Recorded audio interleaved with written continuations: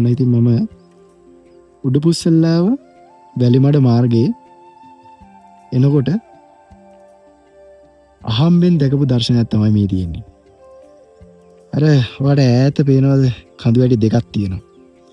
මේ කඳු වැටි දෙකෙන් පිටිපස්සේ තියෙන කන්ද ඒක තමයි ලංකාවේ උසම කඳු වැටිය. පිදුරුතලාගල. ඉතින් සෑහෙන දුරක ඉඳන් මම දැන් මේ වීඩියෝ එක ගන්න. හරිම සුන්දර පරිසරයක්. හරිම නිස්කලංකයි. දැන් වෙලාවත් ඇති හවස 5ට විතර. ඉර බැහැගෙන යන වෙලාව. ඉර බැහැගෙන යන වෙලාවේ තමයි මම මේ දර්ශනය දැක්කේ. ඒ හරිම සුන්දරයි.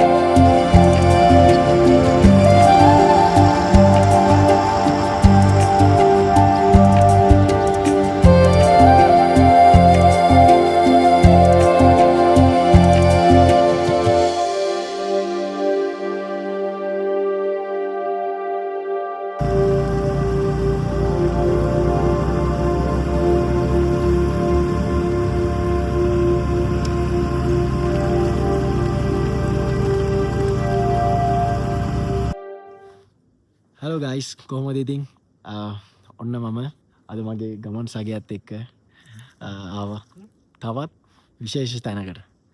ඉතින් තාම මේ තැනට මම ගියේ නෑ. ඉතින් යන ගමන් තමයි මම මේ ලස්සන දර්ශනය දැකලා මෙතනින් නැවතුනේ. ඉතින් මේ මගේ පිටිපස්සෙන් පේන මේ සුන්දර තුරුලතා පෙළ දැකලා තමයි මට පොඩ්ඩක් මෙතන මගේ මහන්සිය පොඩ්ඩක් නිවා ගන්න හිතුනේ. ඉතින් ඒත් එක්කම මට හිතුණා ඔයාලට ඒකේ තියෙන සුන්දරත්වය ඔයාලත් එක්ක බෙදා ගන්න. ඉතින් බලන්න කොහොමද කියලා.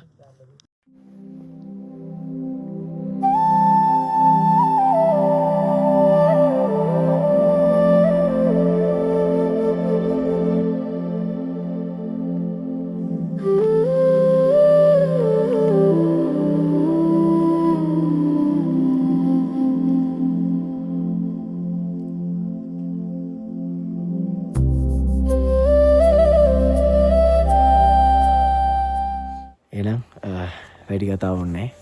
අපි යමු මේ සුන්දර පාරෙන් ඒ ලස්සන සුන්දර තැන බලන්න. යමු මාත් එක්කම එනවා.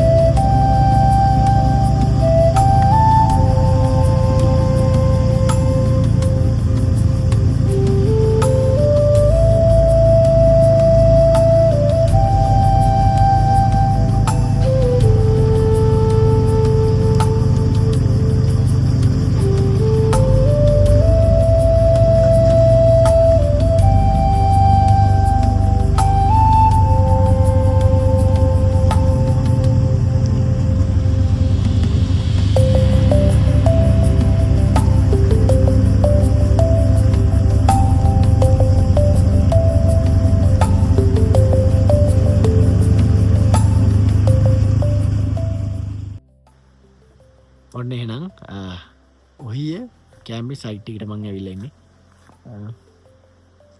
ගම්මගේ ගමන් සගයව මම මෙතනින් තියලා බරු ටිකක් අරගෙන චුට්ටක් එහා පැත්තට ගිහින් බලමු කැම්බි සයිට් එක කොහොමද කියලා. යන්කෝ බලන්න කොහොමද කියලා බලන්න.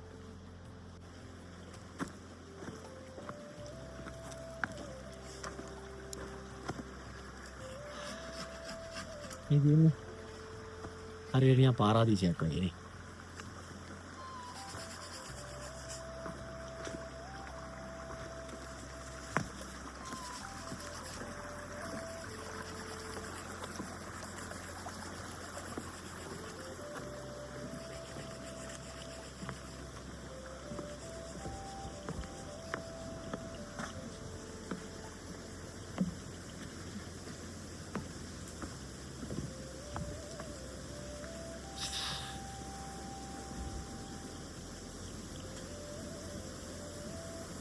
කොහොමද? හරිම සනීපයක් දැනෙන්නේ. මොකද මම ගෙදරින් පිටත් වුණේ 10ට විතර වගේ. එතකොට 10ට විතර පිටත් වෙලා නිට්ටඹුවට ඇවිල්ලා නිට්ටඹුවේ නුවරට ඇවිල්ලා නුවරින් තමයි ඔහියට ආවේ. ඉතින් ලොකු ගමනක් ලොකු කාලයක් ගත වුණා මට බයික් එකේ එන්න. ඒ වුණාට හරි සුන්දරයි. සමහර අවස්ථාවලින් මට වීඩියෝස් ගන්න බෑ මොකද මම බයික් එකේ එන හින්දා. නමුත් මට පුළුවන් වුණ අවස්ථාවල මම පොඩි වීඩියෝස් ගත්තා. මේ නොකොට ගොඩක් ලස්සන තැන් දැක්කා. ඒ කියන්නේ මල් පිපිලා බිම වැටිලා ඒ වගේ දේවල් තියෙනවා. ඉතින් මේ තියෙන්නේ ඔහිය කැම්පින් සයිට් එක. මම ඔයාලට වීඩියෝ එකේ පෙන්නන්නම් ඉතුරු ටිකත්. හරිම ලස්සනයි මෙතන.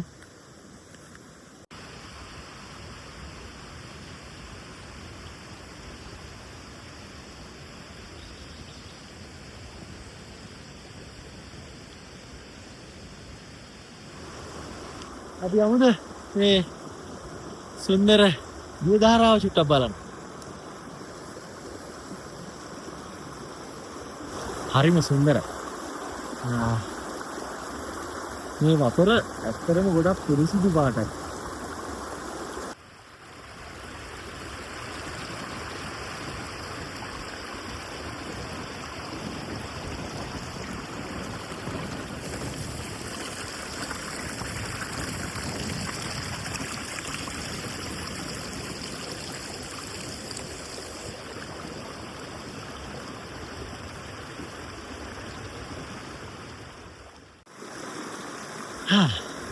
ඉතින් අපි දැන් යමු අද රැයට මම ඉන්න තැන චුට්ටක් බලන්න ඕනේ.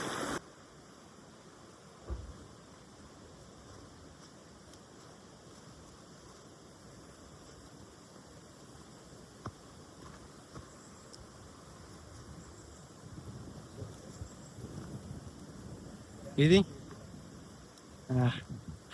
ඔන්න මම ආවා. දැන් තියෙන ටෙන්ට් එක ෆික්ස් කරගන්න.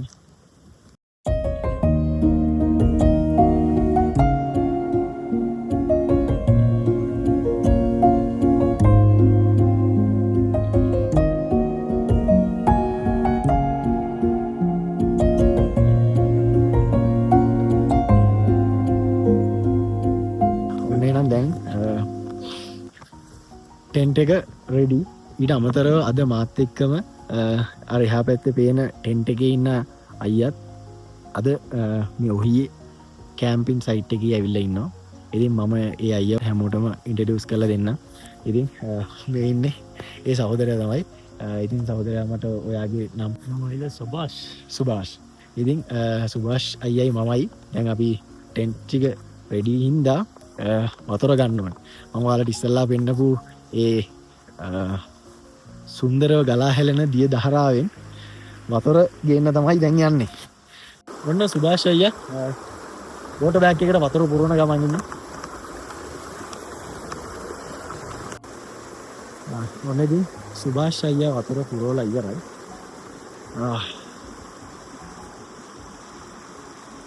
ඊයේ රෑ ඉඳන්ම ඒ කියන්නේ සිකුරාදා රෑ 10ට එහෙම පිටත් වුණ වෙලේ ඉඳන් තාම දැන් වෙලාව හවස 3:20යි.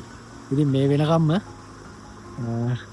නිදි වරාගෙන තමයි බයික් එකේ ඔහියට ආවේ. ඉතින් ඔහියට ඇවිල්ලා ඔහිය කැම්පින් සයිට් එකට දැන් ඇවිල්ලා ටෙන්ට්ස් ටික ගහලා ඊට පස්සේ මට හම්බ වුණ මිතුරා සුභාෂ් අයියා. ඉතින් දැන් සුභාෂ් අයියා වතුර එක පුරවන ගමන් තියෙන්නේ.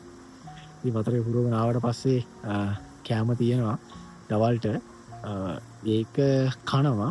ඉතින් කාලා රැයට අපි විශේෂ දෙයක් හදනවා.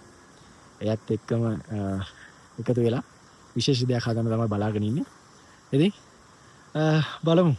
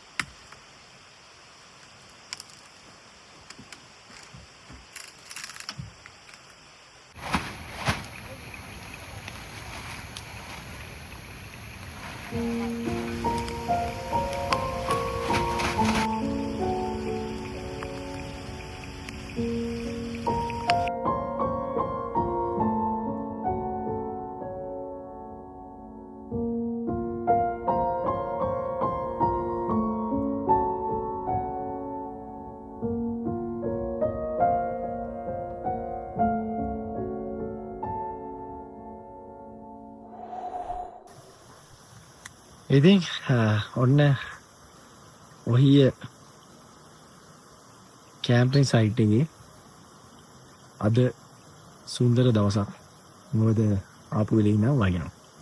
ඉතින් එච්චර සුන්දර දවසේ අපිට දැන් තමයි පුළුවන් උනේ රැට උයා ගන්න. රැස් අඩු වුණා. අඩු වුණාට පස්සේ අපි රැට උයන්න මොනවද එකතු කරගන්න කියලා බලන්න යමු මාත් එක්ක. ඉතින් මම අද රෑ තනියම නෙමෙයි ඉන්නේ. මාත් එක්ක අර දවල් හිටපු සහෝදරයා ඉන්නවා. එයා මේ වෙලාවේ උයන්න පටන් අරගෙන. ඉතින් මාත් එක්ක යමු. අපි යාට කෙලිප් එකක් දෙන්න.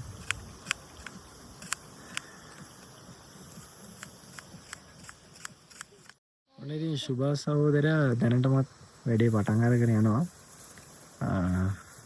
බලමු යා උයන විදිහට නම් තේරෙන්නේ සුපිරි කුක් කෙනෙක් කියලා. ඉතින් ගිනිමැලේ නම් දැල්ලිලා අවසන් වෙන්නත් යනවා. ගොඩක් වෙලා ගිනිමැලේ දැල්ලලා මේ ක්ලයිමේට් එකත් එක්ක අමාරුයි අපිට ගිනිමැලේ දැල්ලා ගන්න. ඉතින් බෝමි තෙල් වගේ පාවිච්චි කරලා ලොකු පරිශ්‍රමයක් දරලා තමයි මේ ලී ටික අවුල ගත්තේ. කඳවුරේ සොඳුරු රාත්‍රී ආහාරය සුභාස් සහෝදරයාගේ දාතින් මෙන්න මේ ආකාරයට පිළියෙල වුණා. ඉතින් ගයිස් දැන් ඉතින් නිදාගන්න තමයි යන්නේ. වෙන්ට් එක ඇතුළට ආවා. ඉතින් එන්න අපි නිදාගමු. නිදාගෙන හෙට උදේම ලෑස්ති වෙලා තියෙනවා ඔයයේ සංචාරය කරන්න. ඉතින් මේ සංචාරයට යමු. එහෙනම් නිදාගමු. එහෙනම් good night හැමෝටම. උදේට හම්බෙමු.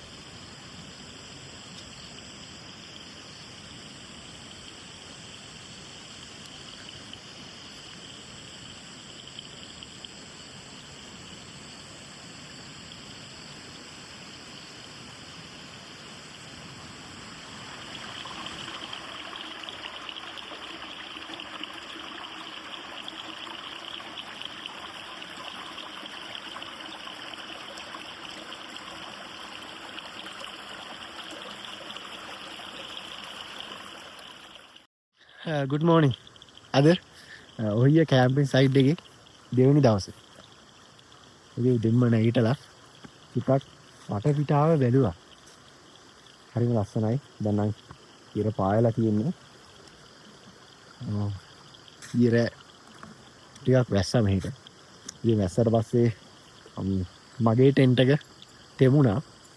ඊට පස්සේ මම මාත් එක්ක හිටපු අනිත් යාළුවාගේ තව තිබ්බා එක්ස්ට්‍රා ටෙන්ට් එකක්. ඉතින් එයාගේ ටෙන්ට් එක මම ඉල්ලගෙන ගියේ. ඒක තමයි රෑ සෙටප් කරගත්තේ. ඒක ඉතින් නිදාගත්තා. උදෙන්ම නැගිටලා මේ සුන්දර පරිසරය දිහා මම බැලුවා. හරිම ලස්සනයි. එනවා. ඉර පායලා තියෙනකොට මේ තියෙන ගස් කොළන් වල එළිය ගොඩක් ලස්සනයි. හැබැයි වැහිබල කාලගුණයක් තියෙනකොට මේ ඔයිය ප්‍රදේශය ඊට වඩා ලස්සනයි. වහිනකොට. අනිවාර්යෙන් මම කොහෙ ගියත් වතුර පාරක් දැක්කොත් ඉතින් අනිවාර්යෙන් නාන්න තමයි try කරන්නේ. ඉතින් ඒ මේ දකින්න වතුර පාරේ අනිවාර්යෙන් නාගනම යමු.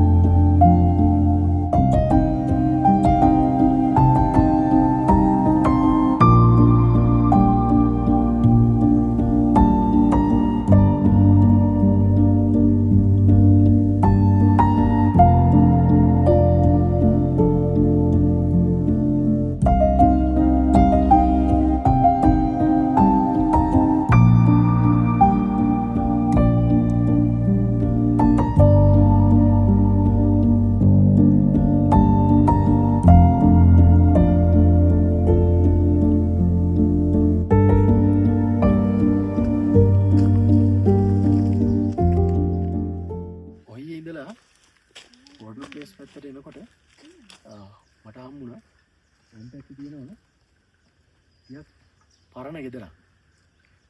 ගොඩක් අය නම් මෙතන එක එක ජනප්‍රවාද තියෙනවා. නමුත් ඉතින් මේ දේවල් ඇත්තද බොරුද කියලා දන්නේ නැහැ. සමහර අය කියනවා මෙතන එක එක හොල්මන් ඉන්නවා කියලා කියනවා. සමහර අය කියනවා මෙතන තමයි ඉස්සර තේ දළු එකතු කරපු ස්ථානයක් කියලා කියනවා. නමුත් හරියම විස්තරේ මේ ප්‍රදේශයේ ඉන්න අය තමයි දන්නේ. ඉතින් මෙහෙම කෙනෙක් අපිට හම්බ වුණොත් අපි විස්තර ටික දැනගමු. එතකන් මම හිතුවා ඔයාලටත් මෙතන පෙන්වන්න චුට්ටක් ගිහිල්ලා අපි යමු බලන්න.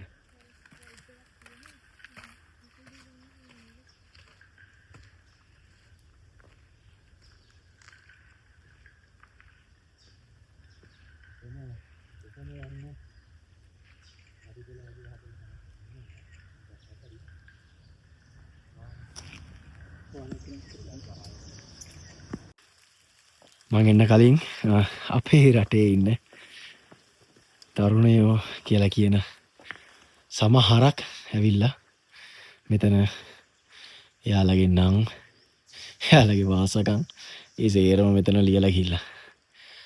ඉතින් ඒක නම් අපි හෙලා දකින්නවා. හරි. පරිසරය පෙන්නුවොත් ඔයාලට ඇහෙනවා ඇති. වටේ තියෙන ශබ්දය ඉතාමත් මිහිරි. හරිම නිස්කලංක පරිසරයක් තියෙන්නේ. ඉතින්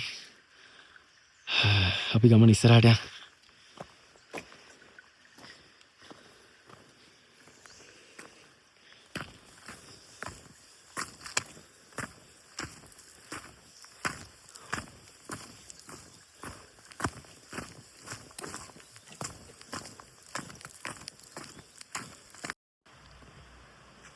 එහෙනම් guys ඔහිය සුන්දර නයිට් කැම්ප් එක අවසానයි.